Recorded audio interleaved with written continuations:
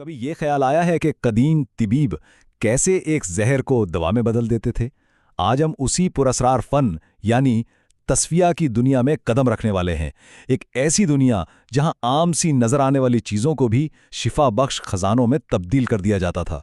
دیکھیں، یہ کوئی معمولی سوال نہیں ہے، یہ قدیم طب کے ایک بہت بڑے راز کو سمجھنے کی کنجی ہے۔ یہ صرف صفائی ستھرائی کا عمل نہیں، بلکہ کسی بھی چیز کی فطرت کو بدل دینے کا ایک گہرا علم ہے، اور اس کا جواب ایک خاص تکنیک میں چھپا ہے جسے کہتے ہیں تصفیہ۔ تو آخر یہ تصفیہ ادویہ ہے کیا چیز؟ سیدھے لفظوں میں یہ صرف دھول مٹی صاف کرنا بالکل نہیں ہے، یہ ایک ایسا فن ہے جس میں پودوں، معدنیات اور یہاں تک کہ جانوروں سے لی گئی چیزوں کو ان کی اندرونی اور بیرونی خرابیوں سے اس طرح پاک کیا جاتا ہے کہ وہ زہر کے بجائے دوا بن جائیں۔ اور ہاں، یہ کوئی سنی سنائی باتیں نہیں ہیں، یہ ساری معلومات ہمیں ان قدیم طبی کتابوں سے ملتی ہیں جو نسل در نسل منتقل ہوتی رہی ہیں۔ ان کتابوں میں ہر خام مادے کو مصفہ یعنی ایک خالص دوا میں بدلنے کا پورا فن درج ہے۔ تو چلیں شروعات کرتے ہیں سب سے بڑے چیلنج سے، ایک ایسا مادہ جسے آج ہم انتہائی زہریلا مانتے ہیں، لیکن قدیم طب میں اسے پارا یا کوئک سلور کہا جاتا تھا اور اس کی اہمیت بہت زیادہ تھی۔ خالص کیے ہوئے پارے کو پارا مصفہ کہا جاتا تھا، لیکن یہاں سوال یہ پیدا ہوتا ہے کہ اتنی خطرناک اور مایا دھات کو ایک محفوظ دوا میں آخر کیسے تبدیل کیا جاتا تھا؟ اس کا جواب اس کے انتہائی پیچیدہ اور محنت طلب صفائی کے عمل میں چھپا ہے۔ ذرا ان طریقوں پر نظر تو ڈالیں، کیا کمال کا علم ہے۔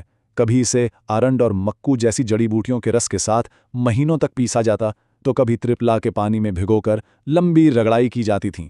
کچھ طریقوں میں تو سرکہ اور پرانی اینٹوں کا برادہ استعمال کر کے کئی دنوں تک گرم کیا جاتا تھا۔ یہ صرف طریقے نہیں، یہ اس علم کی گہرائی کا ثبوت ہیں۔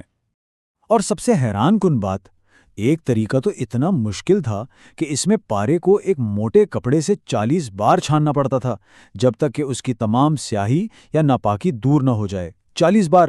ذرا اس محنت اور احتیاط کا تصور تو کریں۔ لیکن یہ تو صرف ایک شروعات ہے۔ اچھا، تو پارے جیسی مایا دھات سے آگے بڑھ کر اب ہم زمین سے نکلے خزانوں کی طرف آتے ہیں، یعنی معدنیات اور گوند، جنہیں صاف کرنے کے طریقے بھی اتنے ہی دلچسپ اور ذہانت سے بھرپور ہیں۔ سلاجیت، جسے ایسفالٹم بھی کہتے ہیں، پہاڑوں سے نکلنے والا ایک بہت مشہور مادہ ہے۔ قدیم کتابوں کے مطابق اسے صاف کرنے کے 2 الگ الگ راستے تھے جو قدرت کی 2 مختلف طاقتوں کا استعمال کرتے تھے۔ اور یہیں پر ان کا کمال نظر آتا ہے کہ کیسے قدرتی طاقتوں کو استعمال کیا جاتا تھا۔ آتشی طریقہ، جیسا نام سے ظاہر ہے، آگ کی تیز حرارت استعمال کرتا ہے، جبکہ آفتابی طریقہ سورج کی نرم طاقت پر بھروسہ کرتا ہے، جہاں پانی کو دھوپ میں قدرتی طور پر بخارات بننے دیا جاتا ہے۔ 2 مختلف عناصر، مگر مقصد ایک ہی، خالص ترین شفا۔ اب آتے ہیں بیروزہ پر، یعنی چیڑ کے درخت کا گوند۔ یہ اپنی کچی حالت میں بہت چپچپا اور آلائشوں سے بھرا ہوتا ہے، لیکن اسے صاف کرنے کا طریقہ بہت ہی ذہین ہے۔ یہ طریقہ واقعی کمال کا ہے۔ سوچیں، پانی کے ایک برتن پر کپڑا باندھا، اس پر کچا بیروزہ رکھ دیا۔ جب نیچے پانی ابلتا ہے تو اس کی بھاپ سے بیروزہ پگھل کر کپڑے سے چھن جاتا ہے اور خالص حصہ نیچے پانی میں جمع ہو جاتا ہے، جبکہ ساری گندگی اور آلائشیں کپڑے پر ہی رہ جاتی ہیں۔ کتنا سادہ مگر کتنا ذہین طریقہ ہے۔ پودوں اور معدنیات کی بات تو ٹھیک ہے، سمجھ آتی ہے، لیکن کیا کوئی سوچ سکتا ہے کہ جانوروں سے حاصل کی گئی چیزیں بھی اس پیچیدہ صفائی کے عمل سے گزرتی تھیں؟ آئیے دیکھتے ہیں، یہ بہت دلچسپ ہونے والا ہے۔ جی ہاں، مصفہ خراطین یعنی صاف شدہ کینچوئے۔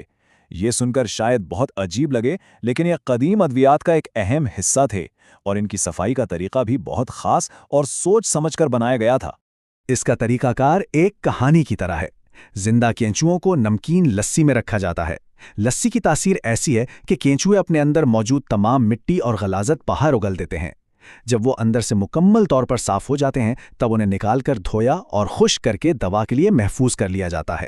ماخذ متن کی یہ ایک لائن اس عمل کی روح کو بیان کرتی ہے۔ یہ صرف باہر کی صفائی نہیں، بلکہ اندرونی طور پر پاک کرنے کا عمل ہے، تاکہ اس کی خالص ترین خصوصیات سامنے آ سکیں۔ اور یہ کہانی صرف کینچوؤں تک محدود نہیں تھی، جیسا کہ اس قدیم کتاب کے صفحے پر دیکھا جا سکتا ہے۔ شہد سے لے کر مرغی کے انڈے کے چھلکوں تک ہر چیز کو دوا بنانے سے پہلے ایک خاص طریقے سے صاف کیا جاتا تھا۔ اب ایک ایسی چیز کی بات کرتے ہیں جو شاید ہر گھر میں موجود ہے، مرغی کے انڈے کا چھلکا۔ بھلا کون سوچ سکتا تھا کہ اس عام سی چیز کو بھی دوا بنانے کے لیے اتنی احتیاط سے تیار کیا جاتا ہوگا؟ اس کا عمل بھی کئی مرحلوں پر مشتمل ہے۔ پہلے ابلے ہوئے انڈے کا چھلکا اتار کر اسے کچلا جاتا ہے، پھر اسے نمکین پانی سے خاص طور پر اس لیے دھوتے تھے تاکہ اندر کی پتلی جھلی مکمل طور پر نکل جائے، کیونکہ یہ مانا جاتا تھا کہ وہی اس کی تاثیر میں رکاوٹ بنتی ہے۔ آخر میں اسے تازہ پانی سے دھو کر مصفہ یعنی خالص بنا لیا جاتا تھا۔ تو ان تمام مثالوں سے ہم کیا سیکھتے ہیں؟ یہ طریقے ہمیں صرف پرانے نسخے نہیں بتا رہے ہیں، بلکہ یہ قدیم دور کے علم، مشاہدے اور ذہانت کے بارے میں سوچنے پر مجبور کر رہے ہیں۔ آج کے اس تجزیے سے یہ بات تو واضح ہے کہ تصفیہ ادویہ کوئی سیدھا سادہ عمل نہیں تھا۔ یہ پیچیدہ تھا، کئی مرحلوں پر مشتمل تھا، جس میں پودوں کے رس اور لسی جیسی خاص چیزیں استعمال ہوتی تھیں۔ اس کا مقصد صرف نظر آنے والی گندگی کو نہیں، بلکہ مادے کی سیاہی یعنی اس کے نقصان دہ اثرات کو بھی ختم کرنا تھا۔ یہ ایک گہرے تجرباتی علم کا ثبوت ہے۔ اور یہ سب ہمیں ایک آخری اہم سوال پر چھوڑ جاتا ہے۔ اگر یہ چند صفحات ہمیں اتنا کچھ سکھا سکتے ہیں تو ذرا سوچیں کہ ان جیسی ان گنت قدیم کتابوں میں اور کتنا علم اور کتنے راز چھپے ہوں گے، جو شاید ہماری آج کی بہت سی مشکلات کا حل بھی پیش کر سکتے ہوں۔